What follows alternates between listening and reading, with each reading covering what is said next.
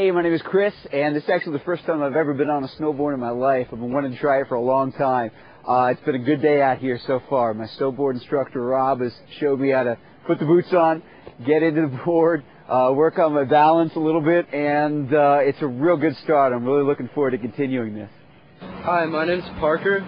This is my first time snowboarding. It's been awesome. I think I'm going to stick with it. It's been fun snowboarding with my instructor, Rob. This is one sport I really like. I think I'm going to stick with it. Parker and Chris, I'd like to welcome you to Okemo and thank you for joining us and learning how to snowboard with us today. But before we get going too far, we should know the equipment just a little bit more. First, I'll explain our snowboard boot. Now, I'm sure that you've seen a bunch of these in stores or seen them on TV, but never actually taken a close look. The bottom of these boots are softer rubber, similar to an indoor soccer shoe. It's laced up in the front and has an inner lining on the inside. Now, they fit a little bit differently, and they're going to feel considerably different than ski boots if you used to be a skier. These are going to be softer and, in my opinion, considerably more comfortable. Let me show you just a second. Tongue pulls right out, and this has an inside lace up to it as well. This lace undoes, unzips, and that's where you're going to slide your foot in. Now, if you're really concerned about the size of these, we can do what we call a shell fit or a liner fit. You can pull the liner right out, slide your foot in it, and see if you've got enough room in terms of toe length. And now you can see also how this closes up. You know how your indoor shoes are super tight when you got to play? Yeah. We don't want them that tight, but we do want them pretty snug, so anytime that your foot moves, the boot moves as well, and then the snowboard does too. So I'm going to do the first one for you here. Really all we want to do is take this inside lining, snug it up, not to the point where it's uncomfortable, and pull it straight down and cinch that up. And we're going to take that and we're going to tuck it under, and we do the outside boot. Now give me a holler if this gets a little too tight. What I'm going to do, snug it up, going to hold it, and then just crisscross it. Do you have any winter hiking boots or anything like that? Yeah. Same idea. Cross it, give it a pull, cross it again, give it a pull, cross it again. So here we go. Good job so far. Let's get that nice and snug. Tuck it underneath. Now the other important part is the only thing you can have inside that boot are sock and leg. That's it. Nothing else. We'll head back up again with this. Finish it off. Okay guys, now that we've looked at our boots, let's take a look at our snowboard. Here at Okemo, we use the Burton LTR or Learn to Ride equipment. It's really designed specifically for beginners. It's great stuff. It's a twin tip board, which means that it's the same going either direction, so it doesn't make any difference if you're going forward or backwards. And if we flip the board over, you can't see it, but this board's actually beveled 3 degrees on the base. That means that the edges, or the part that might catch, are 3 degrees above the snow, with making it less likely for you to catch an edge and get injured. So these guys have put a lot of thought into the design of the snowboard because it's lengthwise very soft, which helps for beginners, as well as torsionally or side to side, very soft and forgiving as well. Getting out of your bindings is simple. All you do is grab this bottom barrel right here and lift it up. So you lift one up, you lift the second one up, and you're out. Got you set up so one foot is 6 degrees forward and another foot is 6 degrees in the opposite direction. We call it a duck-footed stance. You ever seen a duck stand on the sand and his feet are sort of apart? That's so we can go either direction, regular or goofy-footed like we talked about before, and we'll figure that out on the hill. You guys want to go up? All right. Ready? Yeah. Thanks.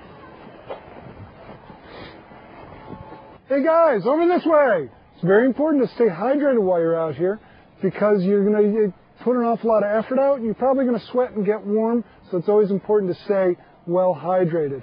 And before I get going, anytime I ask you to do something you're not comfortable with, please raise your hand, tell me, throw something at me, it doesn't matter. I won't ask you to do it again. So this is up to you. We're going to do this at your pace, okay?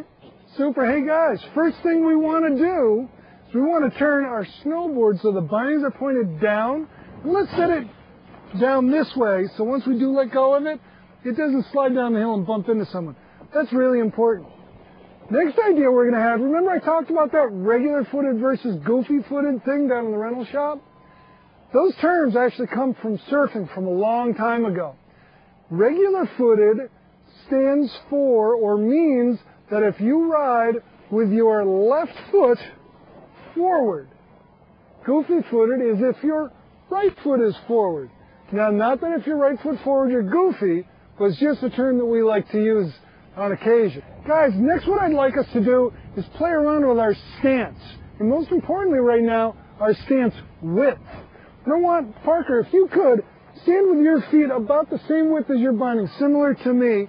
And Chris, actually, I want you to stand comfortably with your feet about armpit wide. Excellent. Then what I'd like you to do, even though it might feel a little funny, is I'd like you to flex your ankles so it starts to create a little bit of an angle and you can feel the pressure on your entire foot. And rock back and forth like that by bending your ankles and bending your knees just a little bit. That's awesome. Now, which direction are you going to go if you are regular-footed, right?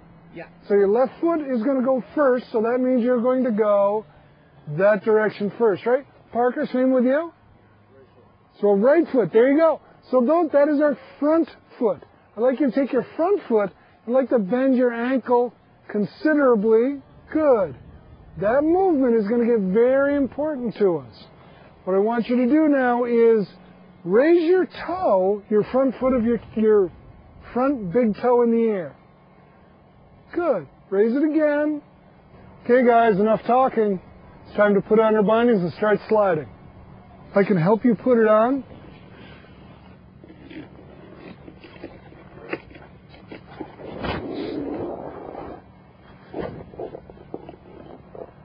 Ankles nice and flexed, athletic stance, head looking where you want to go. Don't forget to breathe on your way down. Start to move those toes and relax. Good. Yeah! Okay, Parker, remember that nice athletic stance we need with those ankles and knees bent. Head up, look in the direction you want to go. On 3, I'm going to let you go. 1, 2, 3. Little toe, now heel. Now toe. Give me a big Yahoo. Claim it. Yeah. So twist a little of this. Ready? On 3. And 3. Little move. Go. New one now. New one. Yeah. Keep going. Let me push him over. All right, let's see if we can side flip towards me. Nice and easy. Even weight, even weight. Stand a little heavier on this foot. Tip comes down. Now this foot. Good. Tail goes down. This foot. Good job, Parker. Continue with it. Parker, Chris, great job today. We're all finished. Unfortunately, we're out of time. Today, you successfully slid down the hill, changed directions a little bit, and you're now considered snowboarders. Great job. Tomorrow, on your other half of your lesson, we're going to learn how to ride the magic carpet, as well as the chairlift, and then we're going to start riding the big mountain after that. It was awesome to meet you. Take care. Thank you very much. Have a good afternoon. Went right downhill.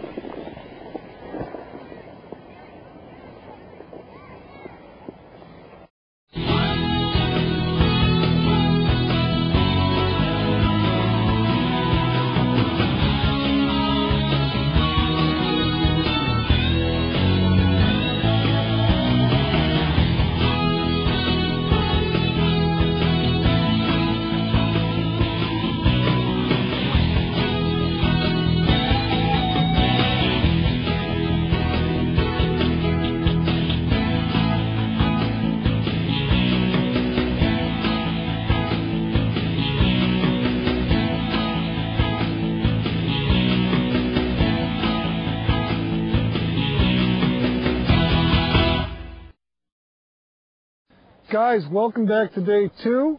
I'm assuming that you all slept pretty well. Are either one of you just a little bit sore or maybe fatigued from yesterday? That's natural. It's to be expected.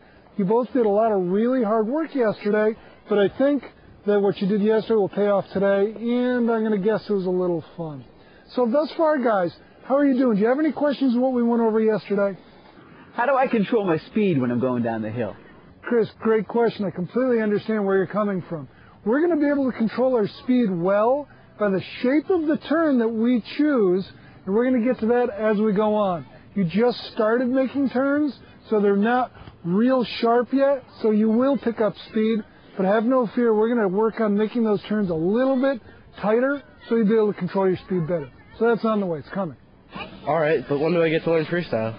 You know what, in my opinion, freestyle is anything that you do that isn't traditionally just going forward down the hill. So what I'm going to do, if you start to get really good at this quickly, I'm going to make you do everything Chris is doing, but I'm going to make you do it backwards, doing it switch. That'll keep you occupied for a while. Okay, Chris, we're going to start on what I call a garland exercise here. It's very simple. We're not going to go directly down the hill. We're not going to go directly across the hill. But we're going to go at about a 45-degree angle, making small turns down the hill and a bigger turn back up the hill.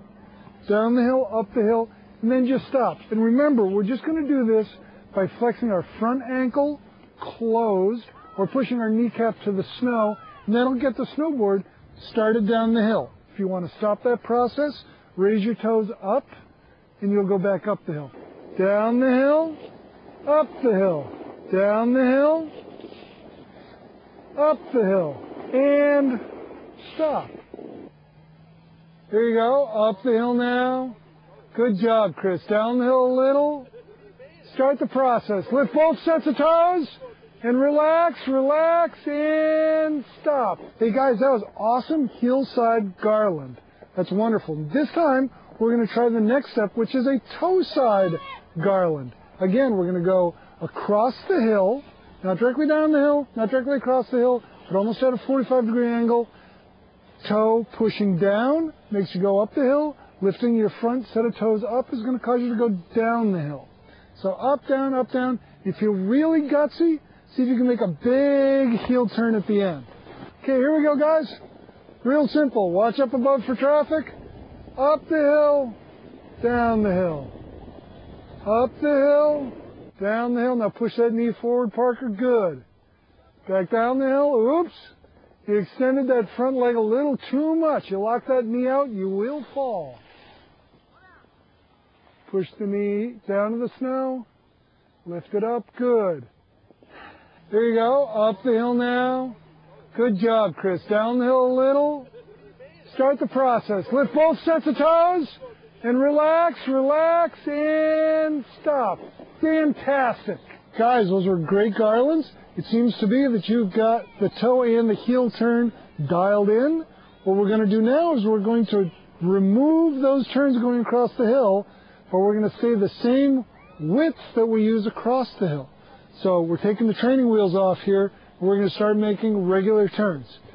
Let me show you what I mean.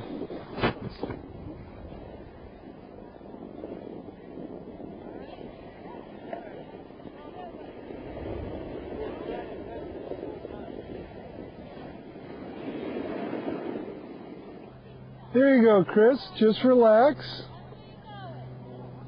Change direction. Fantastic. There you go, Parker. Good job.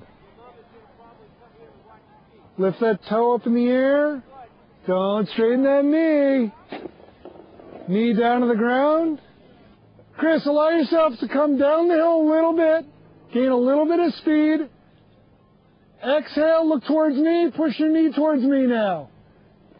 Keep it coming nice and slow. Take your time. Nice big turn up the hill.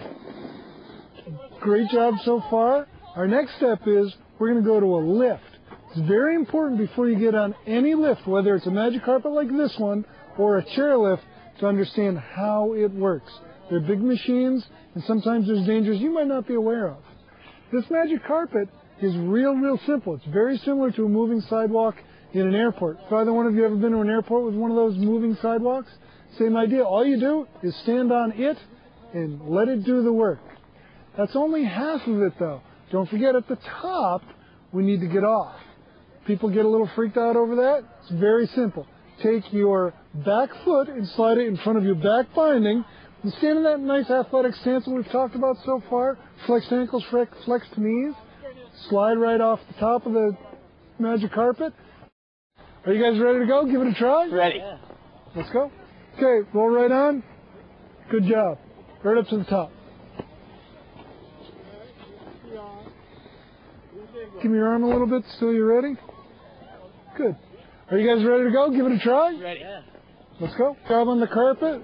We're done with that. We've got that figured out. It's time to head to the big time. We're going to get on the chairlift now. But like I said before, we've got to learn the do's and don'ts of chairlift safety before we get on there. This is a four-person chairlift. We call it a quad lift. I'm going to slide in slot number 1. Chris, I want you number 2. Parker, you're going to go into number 3. Now, when we get in there, up to these little stop signs here, we're going to do just that. We're going to stop. Lift attendant's going to wave us on when it's safe. So in other words, after one chairlift goes by and it's our turn, he's going to wave us along. We're going to slide in, just like we did up above, up to the big red line that says load here. Right up to the red line. There you go.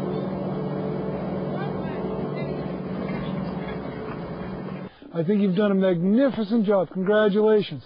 Just as a recap, guys, we've gone over lift safety for both the magic carpet as well as the chairlift. You've taken a couple of runs on the chairlift. That's awesome. Parker, I've got to tell you, you're a young kid. You took off like crazy. You're doing a great job. Chris, you're more consistent with everyone else that's out there. You're over 30. It is hard work. It takes a little bit longer at first to learn how to snowboard than it does ski. But as soon as you figure it out, Parker, you've probably already found this, you've got a whole bunch of different options once you learn how to turn and stop. When I start coming around when I'm doing a toe side turn, I feel like there's nothing happening, and then all of a sudden, my board kicks out. The board comes around the corner. Comes right around the corner too quickly. Okay. My guess is because you're bending at the waist and leaning forward, causing the side cup to connect up quicker.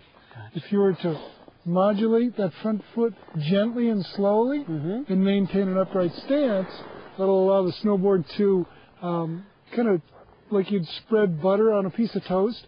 You don't do it with the knife straight up and down. You do it at a low angle. Well, you know what? The next time you come back with us, we're going to take off. We're going to hop right on the chairlift. And Parker, we're probably going to take you to the mini park, the beginner park, because you really want to do that freestyle. Chris, we're going to continue on learning or teaching you how to go in different places on the resort while still staying in control. Thanks very much for paying attention, guys. I appreciate it. Have a great afternoon. Thank you. Take care, Parker. We'll see you soon, guys.